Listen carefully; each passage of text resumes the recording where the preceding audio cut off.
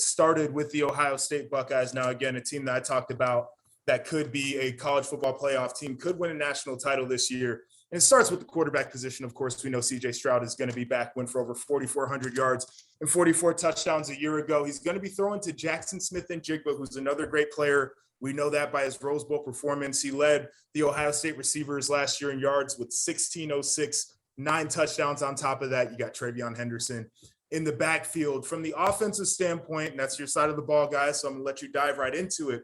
When you look at the collection of talent that Ohio State has, when you look at the returning production that's going to be coming from some of these really good skill players, I mean, is this going to be the best offense in college football? I certainly think it can be. And it felt like that was the case last year. Of course, you lose Garrett Wilson, you lose Olave to the NFL draft. But what Ryan Day and Coach Brian Hartline have done there is it feels like when someone would go down, another NFL, they're kind of cut from the same mold. They just have NFL guys on the sideline, and it's recruiting the talent. But then Coach Hartline has done a good job of developing the talent, and the scheme has allowed the talent to showcase their full abilities. Jackson Smith-Njigba, I would say, is my favorite to be the best receiver in the country this year. He could do it from the slot. He could do it outside. He could do it running underneath shallow routes and choice routes, and he could go down the field and make plays. And then, of course, they got Marvin Harrison Jr., a guy who, he made the freaks list this year as a guy that could be one of the best athletes in the country. Travion Henderson to round it all out. I have no concerns and no worries about the Buckeye offense this year. Hack, what do you think? Yeah, I mean, Josh, we've talked about it a lot. I think Ohio State's one of those few programs that has done a very good job of keeping a standard of earn what you get, next man up mentality, come in, work, and they've been able to keep that talent in the building, especially with the transfer portal and the NIL and all these things coming up to the surface. I think they've done a fantastic job of that, and that's a testament to it. Even though Wilson and Olave are gone, to your point, Jake, they're going to reload. I thought they were 7 deep last year, guys that could be 1 or 2 across the entire conference. So really excited for that. And I think C.J. Stroud, his performance speaks for itself. Even the games they lost last year, he played spectacular in most of them. Tough to throw for 400 yards against an Oregon team and lose, and he did that over and over again. So I think that defense has really done a good job of shoring up. I thought they figured some things out towards the end of the year last year, got a little bit more reps under their belt. And I think that that's going to be a big part of it. But ultimately, I think this team's geared up and ready to go. And it's been that way for quite some time now. And I think that's just a testament to how Ryan Day has taken over Urban's program and kept a consistent standard of excellence in the building. Yeah, I'll get to the defensive side of the ball here in a sec, but just talking about those wide receivers, and Jake, you mentioned Jackson and what he provides just from a skill standpoint. And you talked to the guys last year and you asked them about who was the best wide receiver just in terms of athletic ability, and they all said Jackson Smith-Njigba, which is crazy considering the guys that they had. But I agree with you. He is effective in every level of the football field. And especially when he gets out in the open field, he's such a nimble athlete that he's a glider. He doesn't look like he's really moving that fast, but he's eating up a lot of yards as he goes. So it'll be a different adjustment for him to be the feature, the number one wide receiver. But we saw what he could do last year just in terms of his ability to rack up yards. But Marvin Harrison Jr. becomes a really interesting one to me. And I've had a chance to watch most of the teams in the Big Ten practice up to this point. With my work on the Big Ten Network. And Jake, you're going to be a part of the crew this year. Really excited about seeing what you're going to do there because I know you're going to be great. But Marvin is a guy who is a long wide receiver, but you start to look at his proportions and the dude has an extremely long torso. So when you start to get into the sports science of movement skills, he has a lower center of gravity. And so a lot of times when wide receivers are getting in and out of breaks, they're taught to sink their center of gravity because you can turn a lot better like that. I was a high lever guy, could not turn. That was one of the things I got knocked on the draft. That's why I wasn't a great player. But he's a guy who proportionally, he has shorter legs for somebody of his height. And I think that works out to his advantage because you watch how crisp he is getting in and out of routes, got really good ankle flexion. It's a wild thing to watch. This running back room, and we'll get to one of the injuries that happened with Ohio State's running back room later on. Travion Henderson, though, came in as a freshman, got a ton of carries, probably needed a little bit more help on that offensive line. I know that was a big point of emphasis. They made a coaching change and brought in Justin Fry from UCLA to coach up that offensive line group. This is a guy right now who I look at And not only does his running ability stand out, but he was a weapon out of the backfield. And I think they could do that a little bit more. But then you've got a guy in Mayan Williams who actually averaged more yards per carry than Travion Henderson did last year. And I think that 1-2 punch is going to be really important for this Ohio State team. We know that they're going to be able to throw the football. That's not a question. You've got probably the best returning quarterback. You can make a case for Bryce Young down there at Alabama. But the fact of the matter is you can't be one-dimensional. And so for me, offensive success for Ohio State looks more like balance. Last year, they weren't as balanced as you would want to see them. When you have those types of players at the running back position, you got to use them in a way that's really effective. We saw what Michigan did with the run game. We see what Wisconsin, Iowa, and Minnesota like to do in the run game. And I think Ohio State can display that type of toughness when they need to as well. Josh, I want to go back to something you said real briefly because you're making a few good points, but the lower center of gravity, actually, it's a funny story. When, after we had 2 head coaches there, Vance Joseph was our first head coach, and that came with the strength coach. Well, then when Vic Fangio came in, they brought in Lauren Landau as the strength coach. And the details that go into football, Landau, he shakes my hand. It doesn't say anything to me. He kind of looks me up and down, and he's studying me. He's like, short legs, long torso. He's like, yeah, you got good area, short area quickness. So it's funny that you say that, man. I think the same thing, that lower center of gravity really helps you in terms of your ability to run routes. But you bring up another good point about using the running backs. And a lot of people talk about Travion Henderson's talent.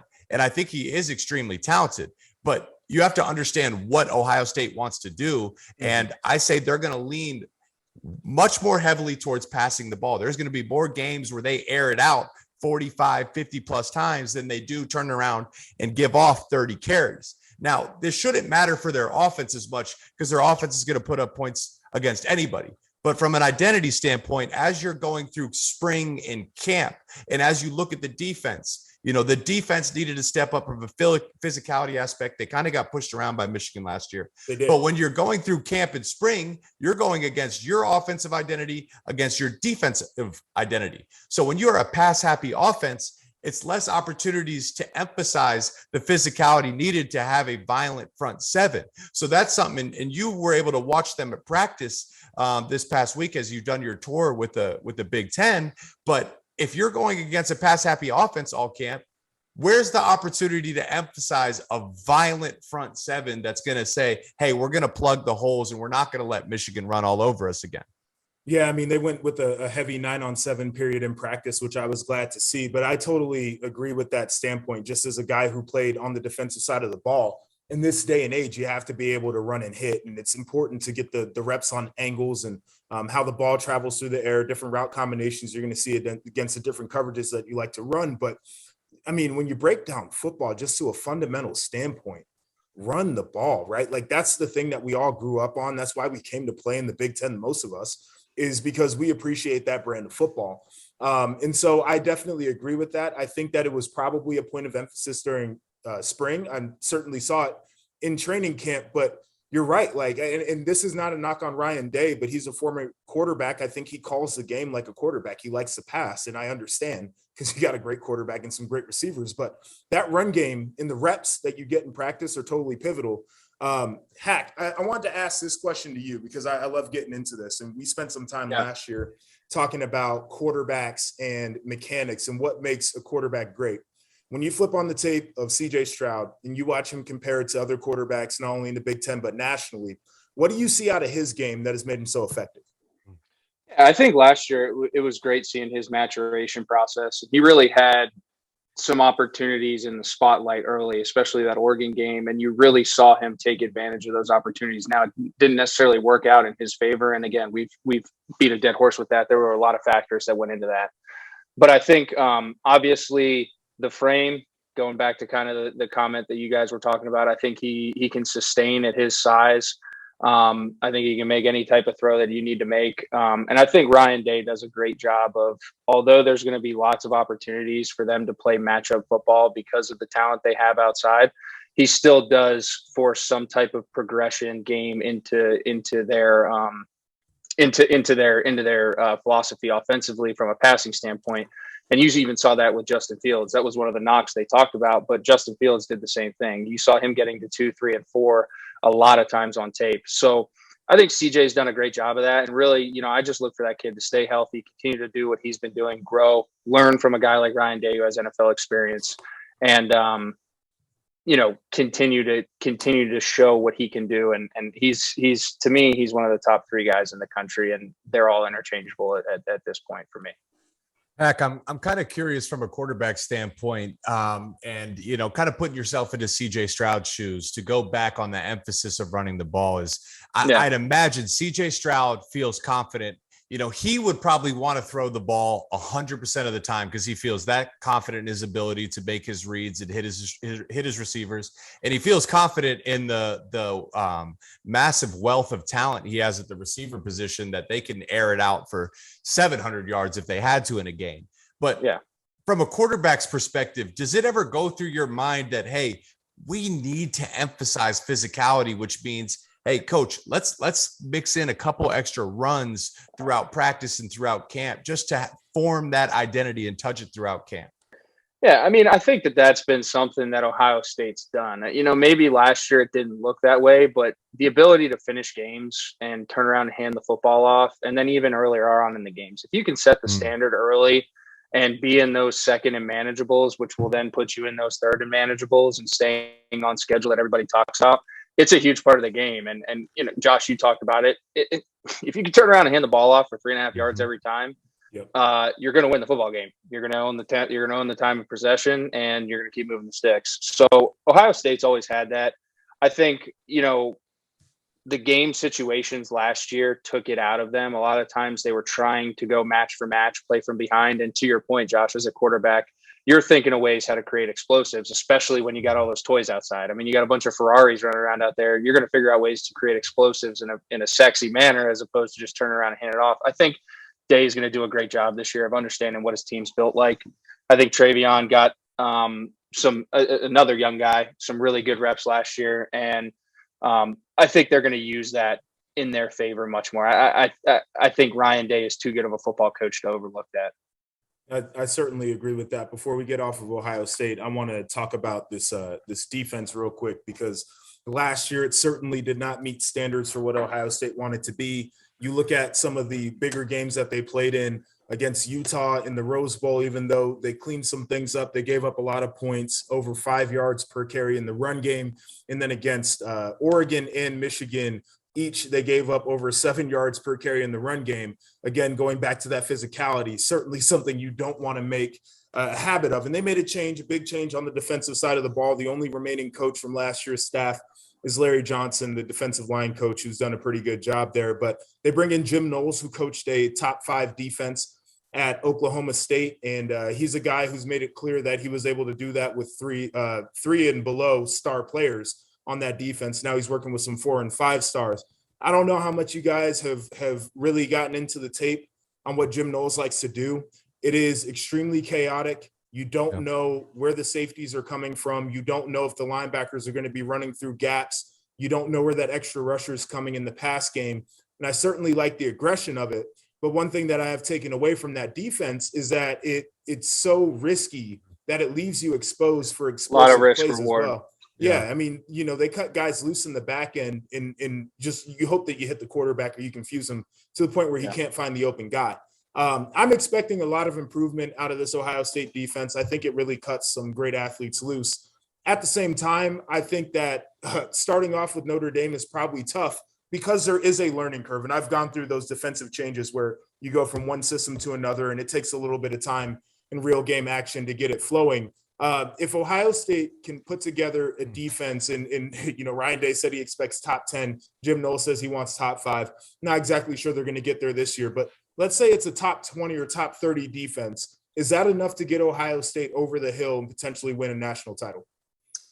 I kind of want to touch on something real quick, though, about Josh Knowles. Josh, and top 30, top 20, I don't know that they win a national title with that level of defense. They need to probably have a top 10, top 5, because, that's what Bama's expectations are. Even though Georgia lost a lot of ball players, they're reloading real quickly. And Jim Knowles did have that at Oklahoma State, but you mentioned the complexity of the defense. And understanding college is you have a limited amount of hours in the week to install this. Well, you have to go back and look at the totality of his time at Oklahoma State. They weren't top 5. They built to that over the years. Certainly so did. Those installations build up with a limited time scale in college. So now he's 4 or 5 years of installing this system. There's veteran players that are able to play much faster within the scheme. If it's a complex system, it's hard to get up to full speed right away, and you can get gashed. They have the talent on offense, but how quickly can he teach these guys his system so they avoid the big mistake in the big games? And he's going to need to do it quickly because he's got Notre Dame, a highly ranked team, right away. But if they want to win the national title, I think they can get to the college football playoff. But if they want to win the title, they do need a top 10 at a minimum and probably a top 5 defense. Hack, what do you think? Here's the funny thing. I think they're returning 8 starters on defense. They had a lot of guys play. And that was one thing that I talked about with you last year is the youth on that side of the ball. They've always had a couple marquee guys. And I think last year they really didn't have that marquee. This guy, they had 2 or 3 guys who were locked top 10 draft picks. I don't think they really had that last year, but what they did have is a lot of young guys get a lot of experience. And to your point, Jake, I think the change in schemes, one thing, and something we were talking about right before we got on here is about a coach's conviction versus their ability to learn and adjust, right? And I think there's enough heads in that building who've been around the game a long enough time where you have 8 returning starters who kind of know how they're going to play together. They've got a whole year of tape under their belt. That's a plus. How can we put them in the best situations to be successful? I think if Ohio State can do that early, figure out what they do really well, and then add on as the year goes on, I think they can be that team. And I really do look for them. I think the whole experience last year was a great experience for this football team. Tough losses in it to the end. Some things didn't work out. And again, it goes back to just the standard in that building. I think there's enough heads in there, and I think they really do come out and put it together and they make a run at it. Yeah, I'll disagree with Jake here. I think that they could have a top 20 to top 30 defense and they could still win a national title if their offense remains healthy through the year. I just think there's too much firepower. We see what this game is nowadays too, where, it's really about scoring and runs. It's almost like basketball to a certain extent when it comes to that. But I'll be curious to see how this thing shapes up. The other thing too is if you're gonna be that run and gun, risk reward, confuse guys, you gotta take advantage of turning the ball over in some short fields, and it could play into their run and gun offensive mentality as well. So I think it's just we got to see what happens, and I think that Notre Dame matchup's going to be interesting too, with Notre Dame kind of shaking some things up. I know it was an internal promotion, but I think it's going to be a little different, and I'm excited to see how Ohio State comes in prepared for that. Yeah, I mean, storylines for that Notre Dame game, too. You've got Marcus Freeman, who's a great linebacker at Ohio State, who's on that staff. You got their defensive line coach, Al Washington, who was on Ohio State's staff last year. He was a coach at Michigan. Jake is familiar with his work. You got Brian Mason, who was a GA at Ohio State, worked directly with the linebackers when I was there as a special teams coordinator. And a guy named James Laurinaitis, who was an All-American, really good player in the NFL. Just a guy. Defensive staff as well. So a lot of Ohio State connections and some pretty damn good coaches too.